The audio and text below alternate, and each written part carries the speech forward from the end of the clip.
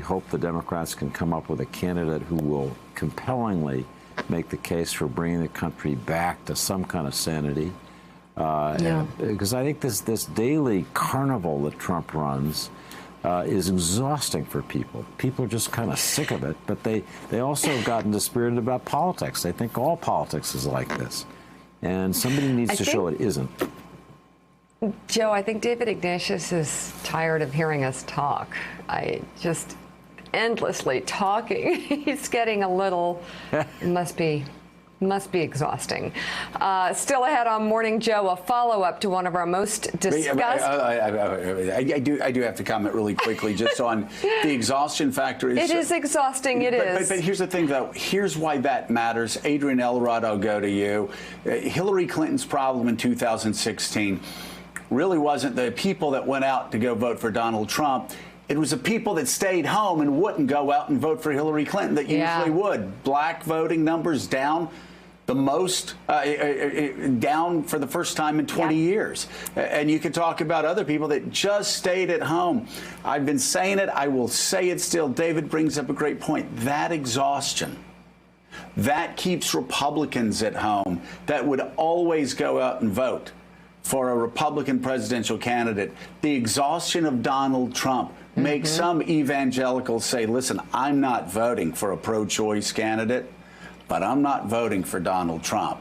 Or makes fiscal conservatives say, I'm not voting for somebody who may be a socialist, but I'm not voting for Donald Trump. You watch the undervotes in 2020, and I've been wrong many times before, but man, if I'm a Republican, I am horrified by the prospect that sheer exhaustion keeps Republicans at home, and Donald Trump loses for the same reasons that Hillary Clinton lost 4 years ago. Well, yeah, I mean, you can call it Trump fatigue, right? People are just sick and tired of this. They're sick and tired of his tweets, his banter, his lies, his disinformation, but they're also tired of the fact that he's not getting anything done for them that he promised he would do. The tax bill has been a sham. He's failed American farmers. They're suffering.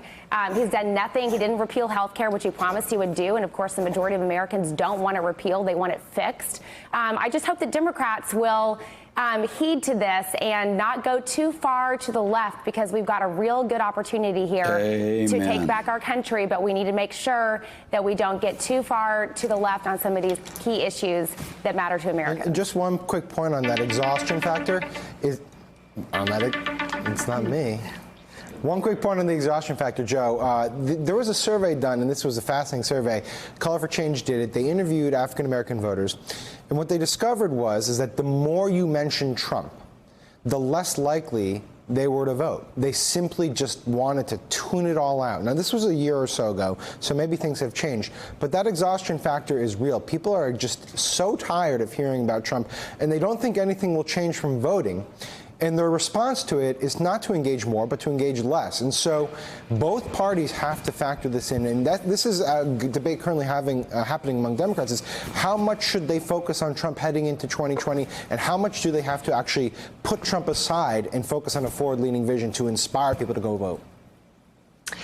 All right, still ahead on Morning Joe, a follow-up to one of our most discussed segments from yesterday, a renewed push from conservative voices to cleanse the Republican Party of, quote, alt-right virus infecting America.